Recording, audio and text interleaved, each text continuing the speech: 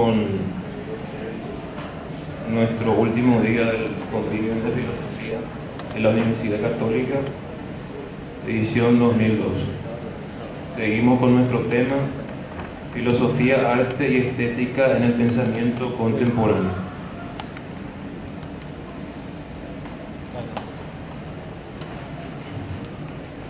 El día de ayer contamos con la presencia del profesor Jimmy Peralta, quien, entre otras cosas, nos planteó la relación entre el pensamiento científico y el pensar poético a través de su ponencia sobre Gadamer y el pensar poético. Posteriormente tuvimos la ponencia del profesor José Brum, quien nos habló sobre la obra de arte y las industrias culturales y nos planteó algunas cuestiones. Por ejemplo, la necesidad de valorar un pensamiento inútil, dijo el profesor Brum, frente a una sociedad en donde es omnipresente el factor tecnológico y consumista. En ese sentido se le planteó la posibilidad de una alternativa a esta sociedad tecnológica.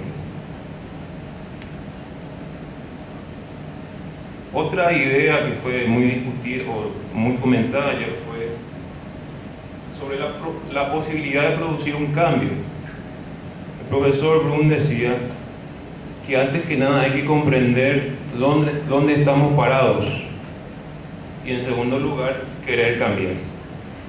Pero quizás lo que pasa es que ni siquiera sabemos dónde estamos parados, comentaba el profesor Brum.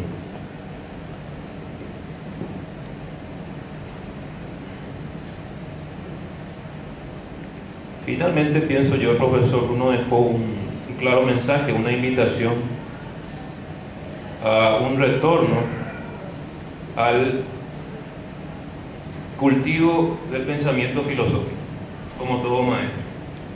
Creo que fue un mensaje claro en sus palabras de ayer. El día de hoy nos acompaña el profesor Sergio Cáceres Mercado. Es licenciado en filosofía por la Universidad Nacional,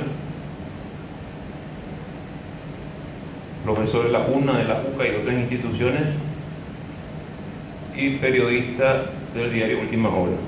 Nos va a hablar de una figura relativamente desconocida en nuestro medio, Lourdes Méndez y la crítica a la estética occidental.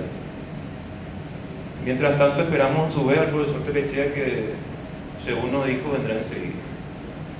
Escuchamos entonces al profesor Sergio Cáceres. Buenas noches para todos. Antes que nada, mi agradecimiento una vez más por estar invitado en este convivio. Siempre es un honor enseñar en esta casa y disertar en esta aula magna.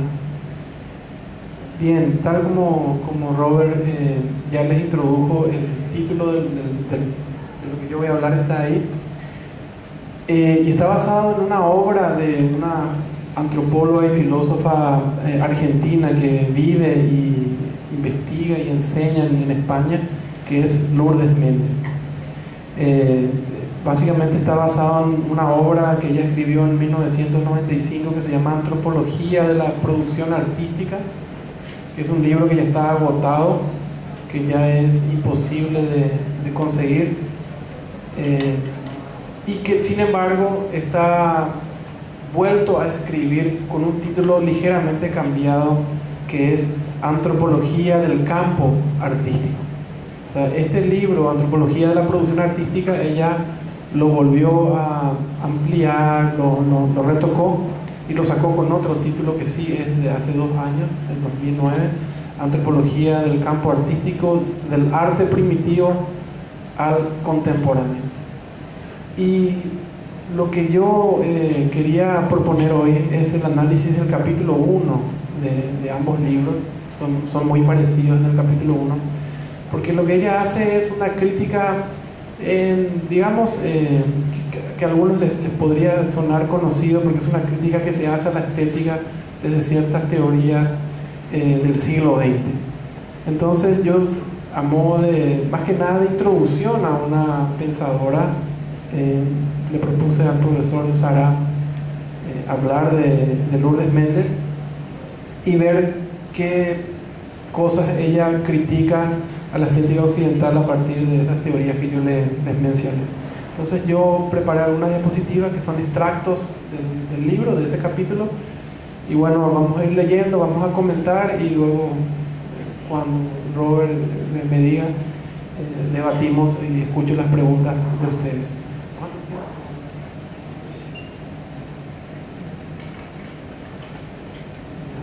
Bien, por favor.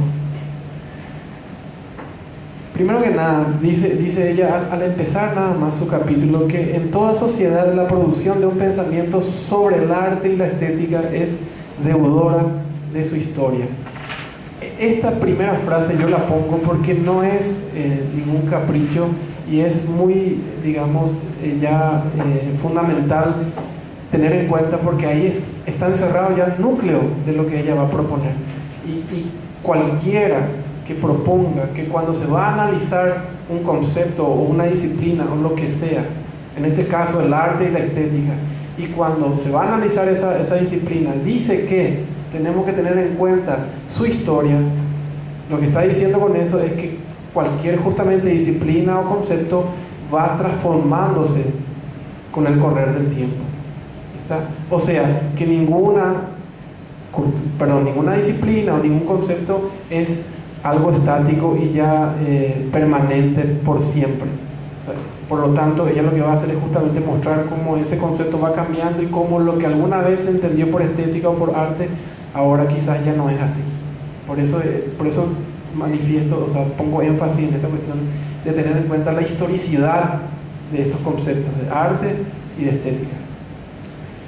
Bien, el siguiente dice, en cuanto al arte, ¿verdad? Sus contenidos, dice, no son inamovibles, justamente, ¿verdad? Por eso hay que tener en cuenta, ¿verdad?, la historia de ese concepto. No son inamovibles, se transforman con lentitud, posibilitando la integración de nuevas formas de expresión artística, la apropiación de obras y artistas occidentales o primitivos, que ella entre comillas, ¿verdad?, o su exclusión del terreno del arte.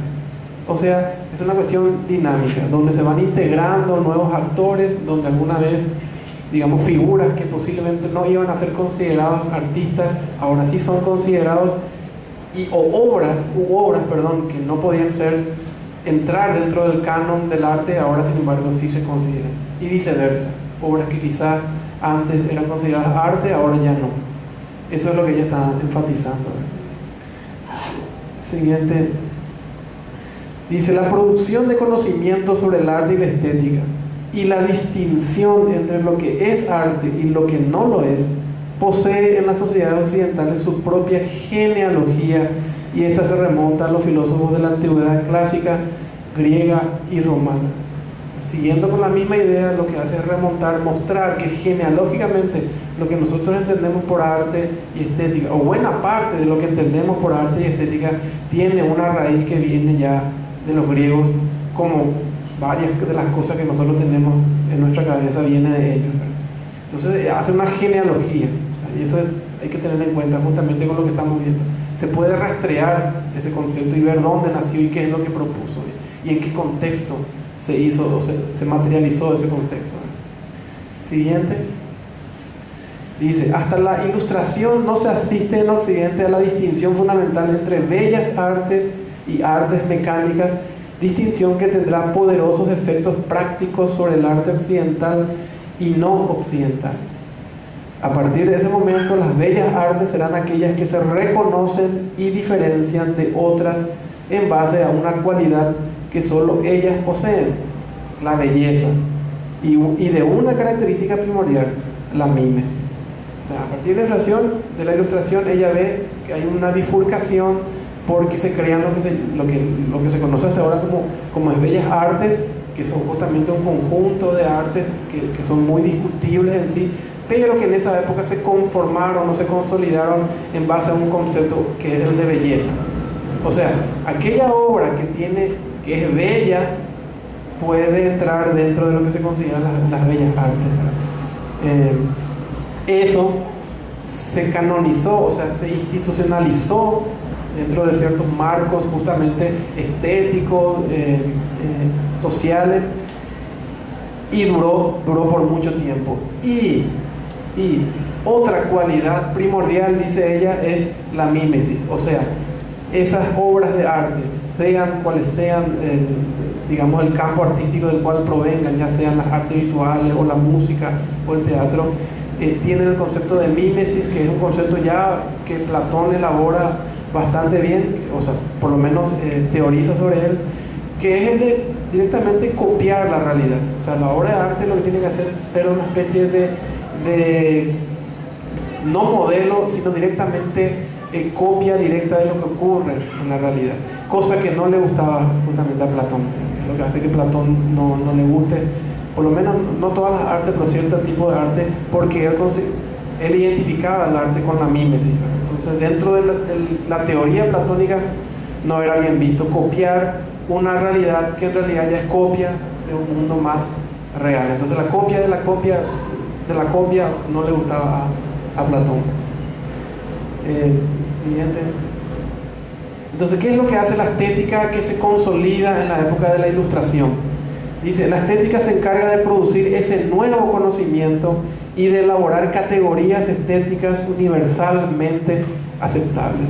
O sea, a partir de la Ilustración, lo que se trabaja es en crear una estética que justamente proponga categorías que puedan valer para todo el género humano. A partir de una construcción, digamos, filosófica poderosa, se arma una serie de categorías que se traspolan a cualquier otra cultura. Entonces, el concepto de obra de arte o el concepto de arte en sí siempre va a estar definido por el concepto que se elaboró en esa época, de los cuales uno de los paladines o uno de los ejemplos más importantes es Kant, justamente, que intenta hacer ese esfuerzo por elaborar una estética que tiene pretensiones universales, que se pretende universal. Entonces, cuando uno contempla una obra de arte, lo que contempla, digamos, cuando se da cuenta de que es una obra de arte, es porque está utilizando unas categorías a priori que son propias del ser humano. Y esas categorías están instaladas en cualquier otra cultura que sea también humana en sí. Entonces, eso es justamente ese famoso eurocentrismo que luego nosotros vamos a ver es la crítica al eurocentrismo que vamos a ver en otras posiciones filosóficas y que Lourdes Méndez también, digamos, apoya de alguna manera. Tengo batucada y todo. Sí, es la hinchada que yo contraté para... Gracias, muchachos. Para contrarrestar al profesor de lechera. Hola. Es el último día de clase de la facultad de Derecho. Están todos tristes. No van a acercarse más. Yo lo que sugeriría es incorporarlo al paisaje y hacer de cuenta como que está lloviendo o hay tormenta Vamos a hablar más fuerte. Es una cuestión estética, si querés podemos salir. Es música para nuestro oído. Les pedimos mil disculpas, pero no sabemos cómo administrar esta situación. Gracias, perdón, Sergio. Bien.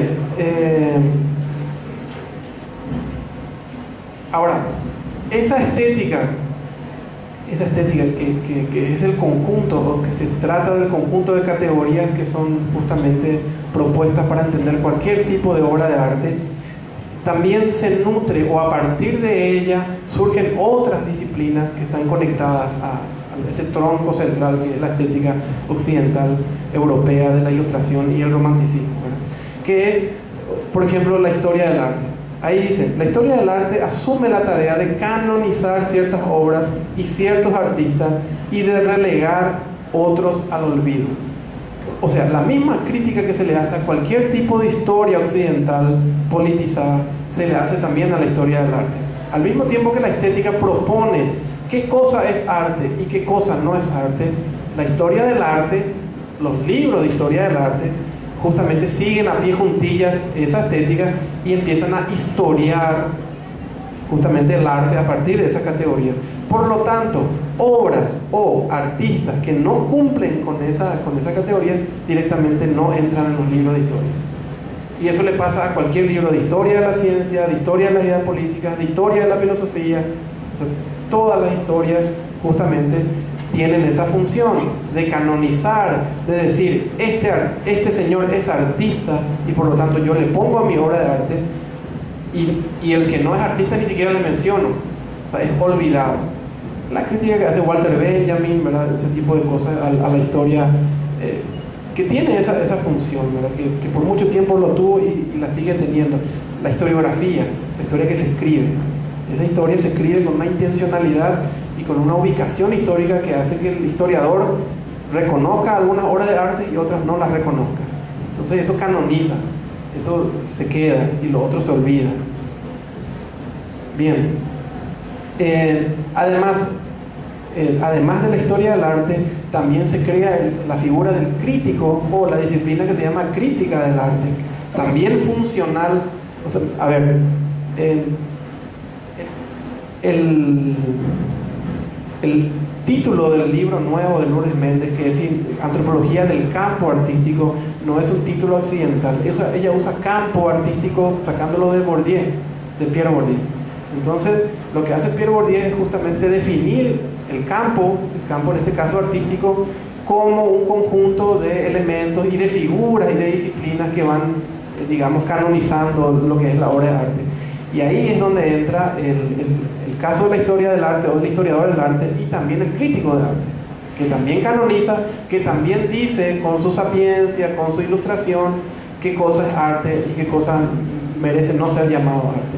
También entra el galerista, aquel que le dice, yo te voy a hacer una exposición de tu obra porque yo entiendo de arte y tu obra merece ser expuesta.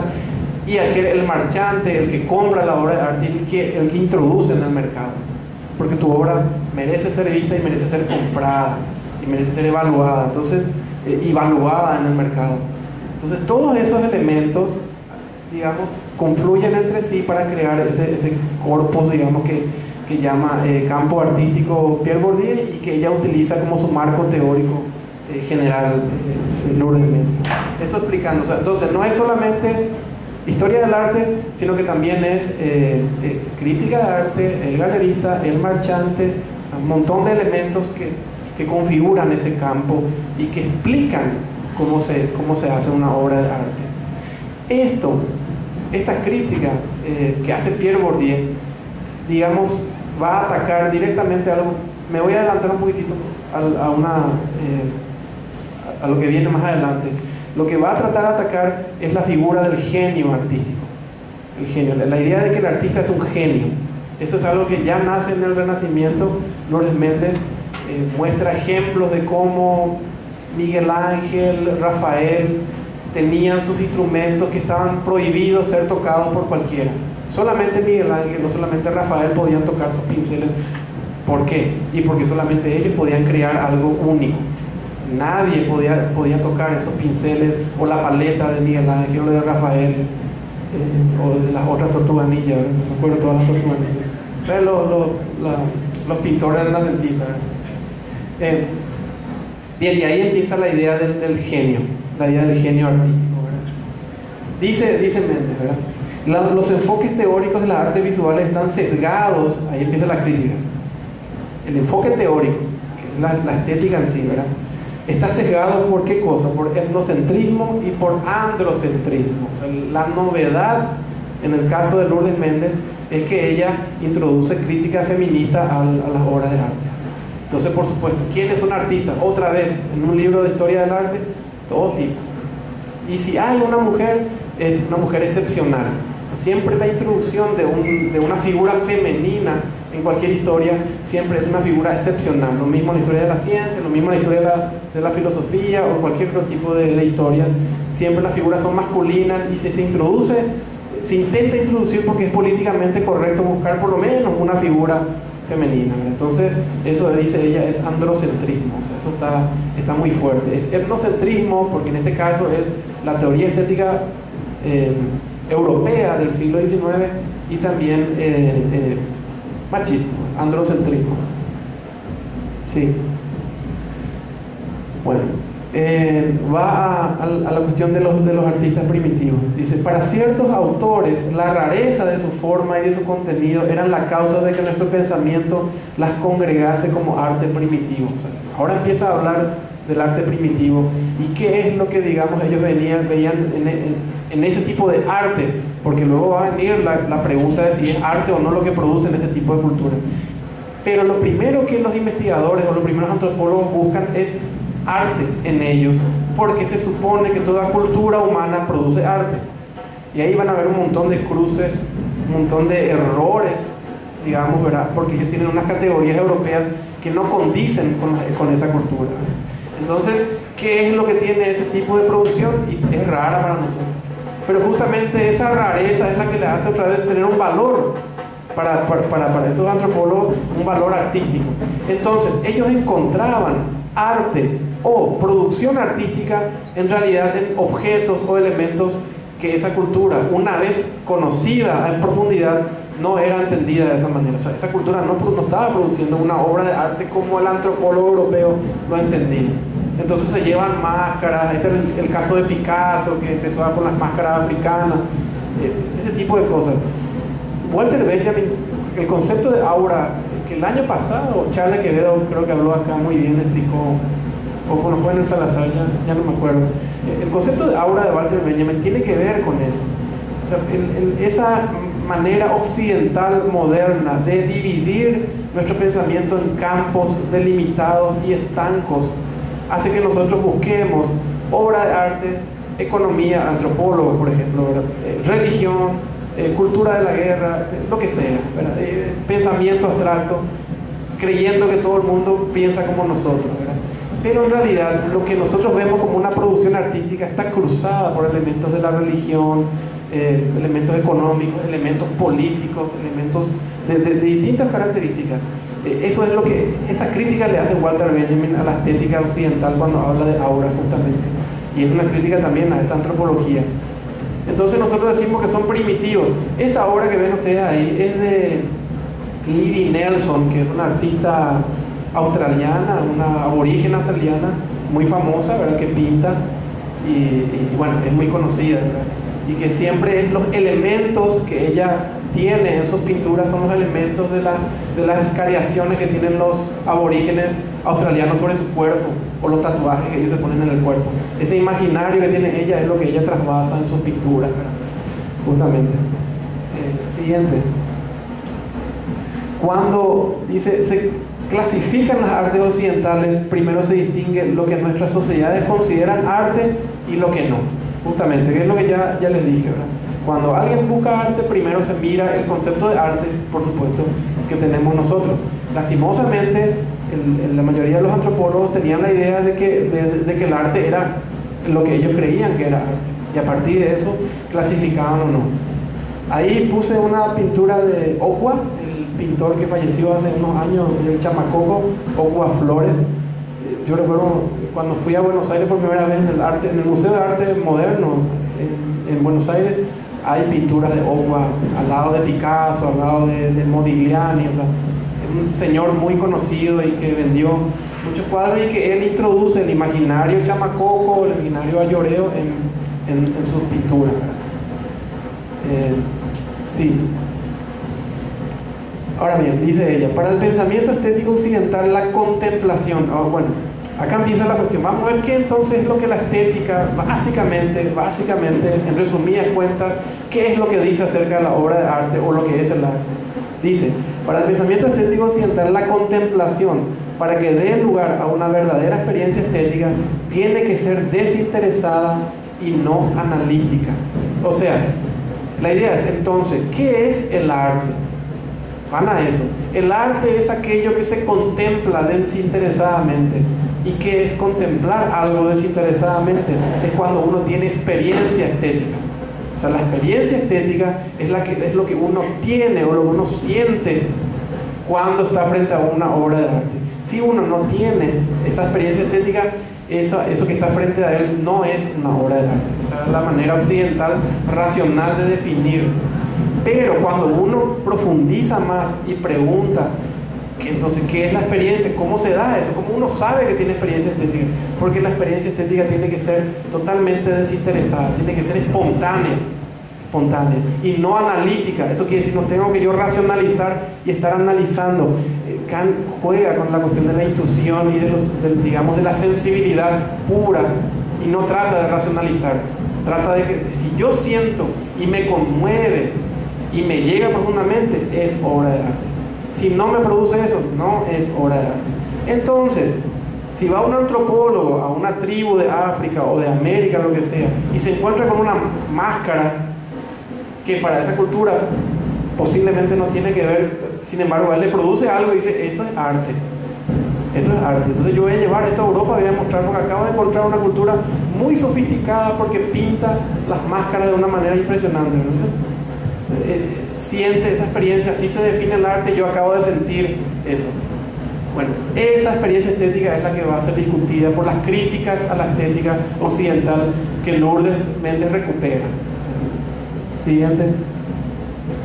Dice, la disciplina estética occidental pretende ser una ciencia normativa, o sea, dice qué cosa es arte y qué cosa no es arte y cómo se puede identificar lo uno de lo otro. Por eso es normativa. Y en esa medida acuña categorías que sirven para clasificar mediante la razón el universo sensible. O sea, va clasificando la sensibilidad, que es la parte, digamos, que define la estética. La estética, desde el punto de vista de la palabra en sí, es griega y tiene que ver con la sensibilidad pura. Eso trata de normatizar o de normativizar la estética occidental.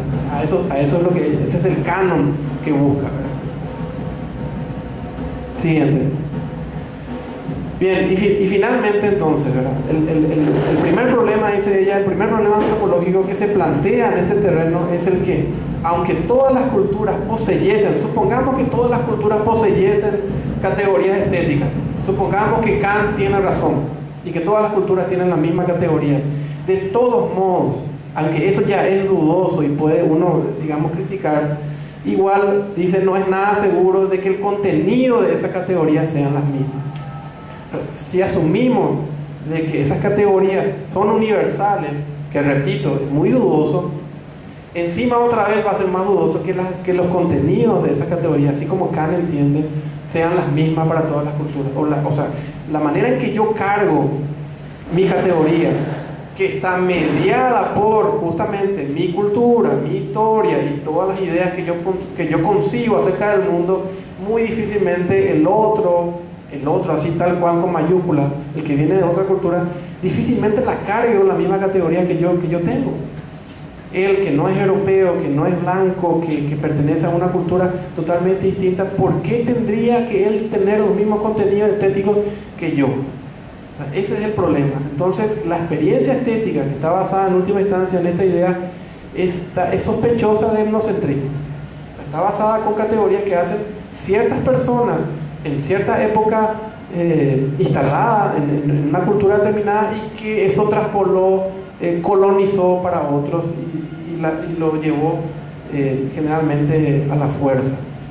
O sea, una crítica que, repito, no es, digamos, original, pero la manera en que ella lo presenta y cómo introduce la cuestión femenina, porque acá yo no puse, pero vamos poniendo también cómo el arte también es masculino en cierto sentido, porque son artistas lo que producen, las mujeres son más bien decoradoras, tiene todos esos elementos, ella va viendo, digamos, configuran una cierta estética que ella acusa, o sea, ella califica de androcéntrica y etnocéntrica. Creo que esa es la última, sí. Bien, yo eso traía más que nada como para discutir y bueno, dialogar con ustedes. Por mi parte es todo. Muchas gracias.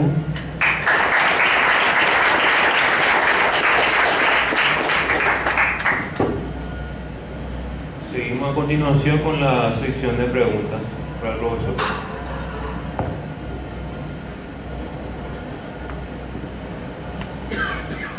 ¿Alguna pregunta para el profesor?